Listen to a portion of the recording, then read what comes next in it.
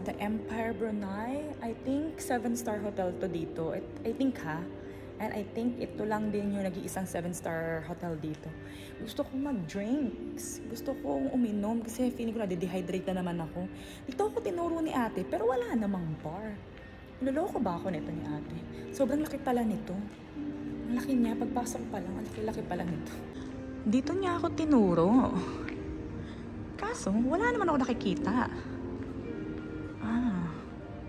Ito, may nabili akong drink. Gusto ko sana ng water, kaso wala silang water. Ito lang available, tapos yung may beetroot dun. Ayoko ng beetroot. Tapos naisip ko, kumain na lang din ng kahit konti. Para hindi ako gutumin. Kahit hindi pa naman gugutom, gusto ko lang kumain para sure. Tapos dito ako umupo. Doon ako bumili. And sabi niya, dito daw ako pwedeng umupo. Kasi doon, sobrang init doon. Kaya sabi ko, dito na lang ako. Okay naman daw dito. Sobrang init. Hindi nakakatuwa yung init. Kung tutuusin, di ba, ang dami kong oras, ang dami ko sanang pwedeng makita, mapuntahan. Ang problema, wala ka naman masyado ding mapuntahan at saka sobrang init na ang panahon. I think 2 days dito sa Brunei is enough na talaga. Longer than that, I don't recommend it kasi mabuboard ka, wala kang gagawin dito. Tsaka, init na init ka sa sarili mo, dahil tulad ko. Ang tindi kasi. So, yun yung gagawin ko. After ko dito mag-ikot-ikot, pabalik ako ng hotel, siguro mag-freshen up, siguro maliligo ako ulit kasi ang ligit-ligit ko. And then after nun, pupunta tayo din sa mosque. After nung sa mosque na yon, pupunta na tayo ng airport. Or babalik muna ako ng hotel para kunin yung gamit ko. Kasi ang flight ko pa naman pabalik ng Pinas is 11:40 pa ng gabi. Kaya, ang dami ko pang oras. Ibabalik ko lang to sa pinagbilihan ko kasi wala akong makitang ano doon, trash bin. So, babalik ko na lang siya dito.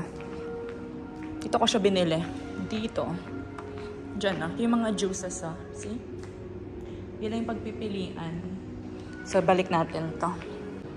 Ang laki ng hotel na to. Tingnan nyo naman kung gaano kataas yung roof. Look. Tapos, meron pa sa baba. Ang laki niya pala talaga. Tama pala yung nakita ko sa sa YouTube. Seryoso pala talaga, malaki. Kaya tayo pupunta. Dito tinuturo yung sea view tsaka lagoon. And ayun yung gusto kong makita eh. So, doon tayo. And andito na naman tayo sa may init na hangin. Feeling ko nasa loob ako ng microwave. Pero ang tahimik dito. Parang ganda magstay dito kasi ang tahimik. Parang feeling ko makakapag-relax ka talaga dito ng bongga. Uy, ang ganda naman dito. Uy, look. Uy, ang ganda dito. Uy, ang pretty! So, punta na naman tayo sa arawan ngayon. Ang dami nilang room, pero parang walang masyadong turista. Parang katulad sa hotel na pinag-i-stayhan ko. Parang ako lang yung doon, guest nila. Never ako nakasabay sa elevator. Ang nakakasabay ko lang yung mga trabahante nila. Pero tingin ko, ako lang talaga. Tatanungin ko nga yun mamaya, kung ako lang ba talaga. Uy, saan ba ako papunta ha? Wala nang ibang arrow. Uy, ang ganda naman dito. Tingnan nyo yung dinadaanan ko. Look! Ang ganda! Ang peaceful. Ang init lang talaga. Matindi yung init nila dito. Hindi nagbibiro. O, diba? Ang pretty! Kasama bato pala. Bato ba yan? Yes, bato-bato. And tingnan nyo yung mga hotel room. Baba tayo dito. Kasi gusto kong makita yung hindi na lang pala. Kasi kitang-kita pala from dito pa lang. Kitang-kita yung mga bato. I-zoom in ko nga kayo. Ay. Ano ba yan? Ayan no. Kita nyo.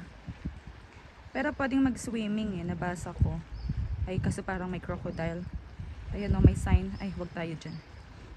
Katakot dyan. Hindi nakakaganda dyan.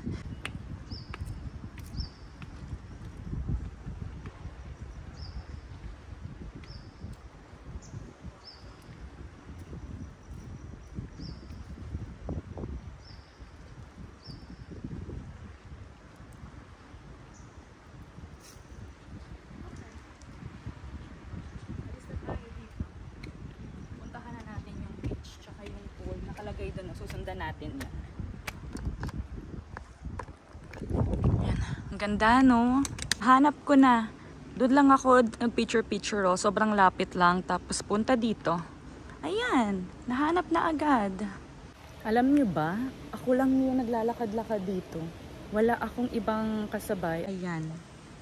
Dito siya tinuturo. Doon ako galing, 'di ba? Andito na yung pool. Mahaba pala yung pool. Tapos dito parang merong bar. Naisip ko nga mag-drinks dyan eh. Kaso parang init. Or let's check muna dito sa kabilang side. Ang laki niya pala talaga. Diyan, tingnan niyo naman yung itsura niya, oh.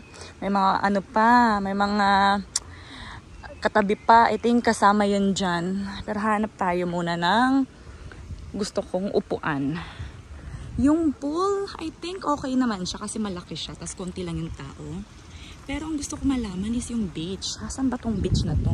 Kasi doon parang puro bato-bato. Look, wait. Wait, doon ata tayo pupunta dapat. Wait. Parang nakikita ako doon. Ay, upo muna tayo dito. Ayan yung pool nila, oh. Ang laki ng pool. Nag-order ako ng drinks doon. Diyan ako nag-order. Ang laki ng pool nila. And ang mas maganda dyan kasi walang masyadong nagsiswimming. Takot sa tao lang, diba? Finally, shadow. Dumating na yung order ko.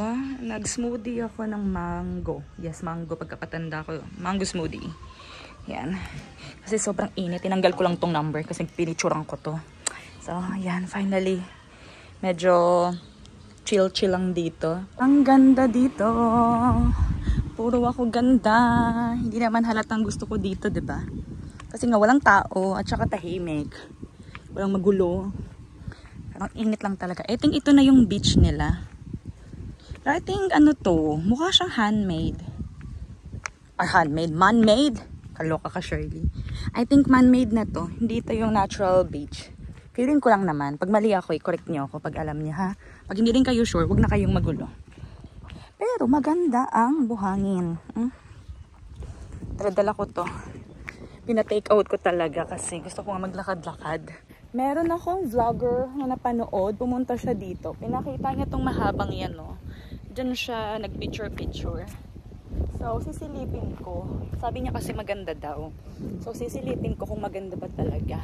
Uy, ang fresh dito. Mahangin. Gusto ko to dito. Anong nakalagay dito? Ang safety. Baka may mga crocodile dito, ha? Swimming in the sea shouldn't always be... Okay. Wala namang crocodile. So, safe tayo dito. Lakad tayo dito. Ayan, may mga bato-bato talaga.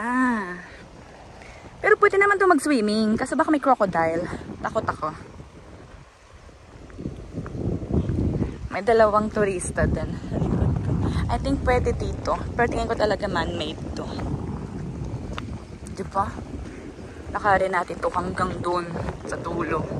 Ay, medyo kalmado na ako dito. Kanina kasi medyo nagiging grumpy na ako kasi sobrang init. Ngayon medyo okay na ako kasi meron akong beverage and medyo mahangin dito. I think dito muna. Ay, doon muna tayo sa unahan. Sa unahan tayo. Ayun, no, nakita niyo ba yung sa likuran ko? May mag-jowa dyan. So, hindi na ako nag-iisang turista. Ay, parang ang sarap mag-swimming dito. Tingnan niyo, oh. Dito wala masyadong bato-bato. Tingin ko talaga man-made yan. Kasi dito daming bato sa gilid eh. Ayun, nakita niyo ba? Yan. Ang laki pala nitong hotel na to. Gusto ko doon sa pinakadulo. Tingnan niyo, may maliit na island doon. Ayun, ang cute-cute. Cute. Ayun yung view ko ngayon. At tingnan niyo kung gaano kalaki yung hotel. Diba? Hindi nga siya mabigyan ng hustisya sa camera. Mas malaki siya sa personal. Oh? Ang laki niya. Tapos ang taas pa ng roof niyan. Diba? Pinakita ko sa inyo kanina. Dito ako naglakad-lakad. Ay, pwede nga mag-swimming, oh. Walang mga bato-bato. Ay, wala. May shadow nga, pero ang init naman ng upuan. Ano kaya yun? Ay, pwede mag-swimming kasi walang mga bato. Man-made nga. Tapos tingnan nyo doon, meron din doon. Meron din doon.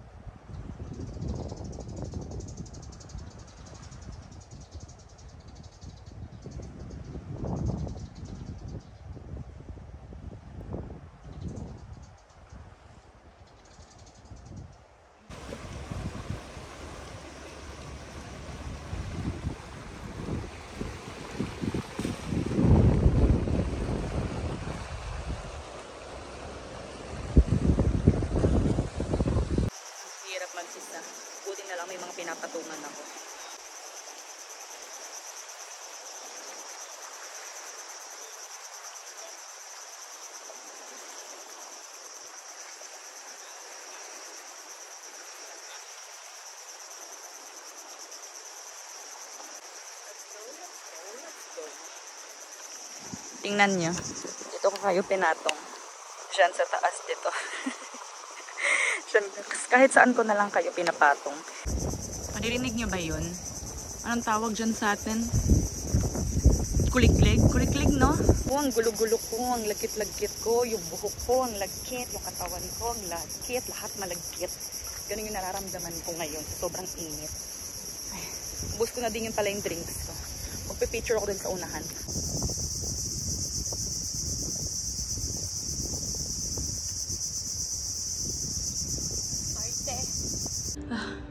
Nandito na ako sa loob. Tingnan nyo yung mukha ko.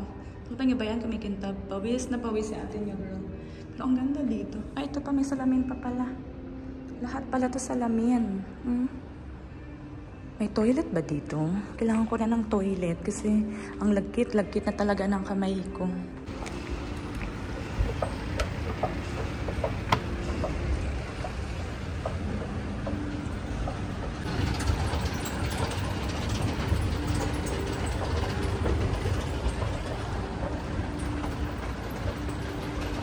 Nice! I think dyan na yung pinaka-lobby. Dyan ako nang galing kanina. Pero kailangan ko ng restroom. Where are your restroom? Ito, may restroom na nakalagay. Lakit-lakitan ng kamay ko. Yan ah. Restroom. Asan niya ito? Ladies. Ayun, nagbukas. Oh, wow. Social. Ang ganda naman ang toilet nila. Here. Nakapaghugas na din ako ng kamay. Kanina ko pa yun pinapangarap. Ngayon, okay na yung pakiramdam ng kamay ko. Pero I think, aalis na ako. Hindi na ako mag-ikot-ikot dito. Kasi ano naman gagawin ko dito, di ba? So, bubuk na ako. Look. Ito yung makikita nyo pagpasok nyo agad. Doon kasi kayo ibababa pag dumating kayo. Pagpasok nyo, ayan agad yung makikita nyo. Tapos, dito yung reception. Ayan. Okay, ngayon, magbubook na talaga ako ng Dart. Kasi gusto ko nang maligo ulit. Ang init-init. Pero ang pretty nito. Pretty. Dito tayo. Magbook tayo ng Dart. Upo tayo dito.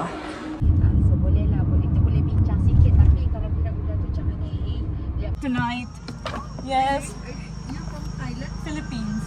Yeah. Maganda. Thank you. Bye. Bye. I am finally dito na sa kwarto ko. Ang oras is 2:55 na ng hapon. And yes, umalis ako dito ng, ano oras ako umalis dito? 9:30? Or something ganun. Basta mga ganun ako umalis, diba? Ngayon is 2:55 na, sabi natin alas 3 na. And sinusumpong ako ng ulo ko.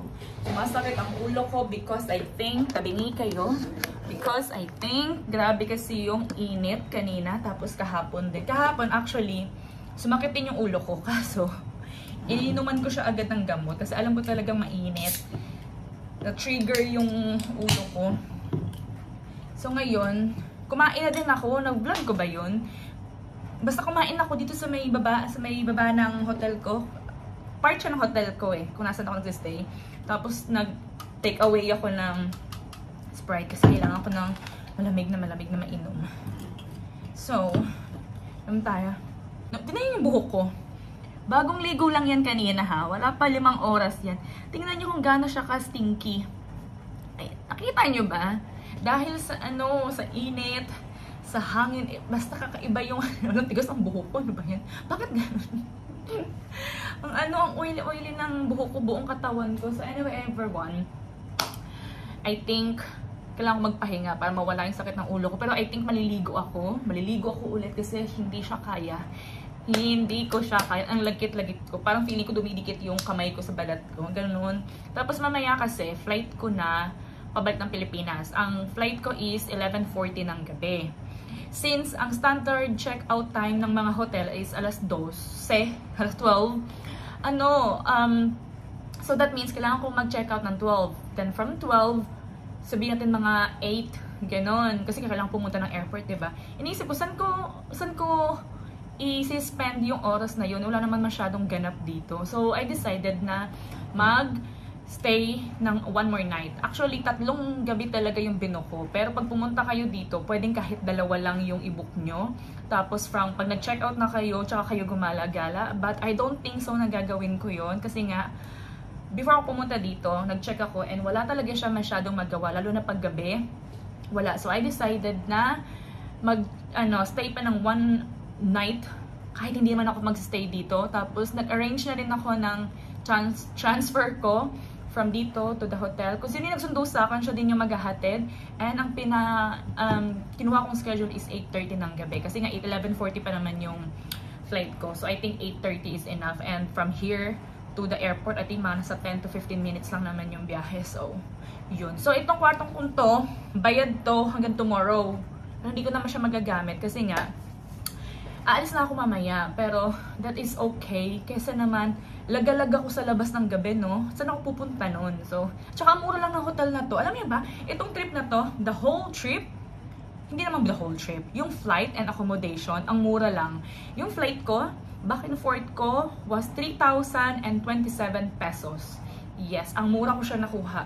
Nung nagbubuk ako ng hotel, ng flight, mas mahal pa yung papunta ng Siargao, kaysa papunta dito. Eh di pumunta na lang ako dito since I never been here. So dito na lang ako pumunta. Imagine 3,027 pesos back and forth from Manila to Bandarsari, Bengawan to Manila ulit. Gets nyo? Tapos yung hotel kong to, itong 3 nights, binayaran ko siya ng 77 Swiss francs. So sabihin natin mga 4K. Mga ganon, hindi ko alam, basta mga ganon lang yun. Medyo napamahal lang kasi hindi ako kumuha ng tour, ang tawag doon? Tour! Basta tour! Kasi may mga nag-o-offer naman dito. Like for example, sa Klook may nag-o-offer ng ganon. Pero ayoko kasi kumuha ng ganon because ayokong may naghihintay sa akin. Imagine, kasi pag kumuha ka kasi noon, hihintayin mo sila, hihintayin ka nila. And ayoko ng ganon. Gusto ko hawak ko yung oras ko. And kung bibilangin mo naman yung gastos, it's almost the same thing. Kasi nag-check ako sa Klook, meron silang half-day tour, something ganon. Ang amount is $47 US dollars ha. $47 US dollars. And 2 lang naman yung pupuntahan nyo. May tour guide lang kayo. Pero pag pumunta ka naman doon, katulad ng ginawa ko yung mga dart, yung mga parang grab sa atin, parang almost the same thing lang naman. Pero at least yun, hindi ka nagmamadali, hindi ka naghihintay, hawak mo oras mo. So yun yung difference. Kaya nag-decide ako na mag-DIY ako. Kasi nga, ayoko may naghihintay sa akin. At saka, kung in-avail ko yung tour na yun, isang araw lang tapos na yung mga pwede mong mapuntahan. Kasi nga, sa tour na yun, lahat pupuntahan nyo na. Anong gagawin mo the next day? Katulad ngayon, diba? So sabi ko, ayoko nun. Kaya, ang nangyari, DIY sa ating girl. So, kung hindi kayo mag-isa, kung 2 kayo or 3, syempre mas mura yung babayaran nyo sa transpo kasi syempre maghahati-hati kayo. But since mag-isa lang ako, doon ako sa transportation na pamahal. Kasi ang minimum nila dito is 5 or 550. Yun yung minimum. Pag medyo malayo, katulad dun sa from the Empire Hotel to my hotel, was 15, almost $15. So yun medyo mahal siya. Pero pag 2 kayo, or 3, or 4, diba, makakatipid kayo. I decided na isa-separate ko na lang yung video natin mamaya. Kasi may pupuntahan pa akong mosque. After nung babalik ako sa hotel, and then from here to the hotel, pupunta na ako ng airport. So I think isa-separate ko na lang yun kasi mukhang mahaba tong vlog natin today. So ayun lang naman. And maraming salamat sa panonood. Bye! Nag-half-bath lang pala ako, kaya hindi yan basa ha. May na ako maliligo pag pa-airport na ako. So, yun lang. Bye everyone! Ciao!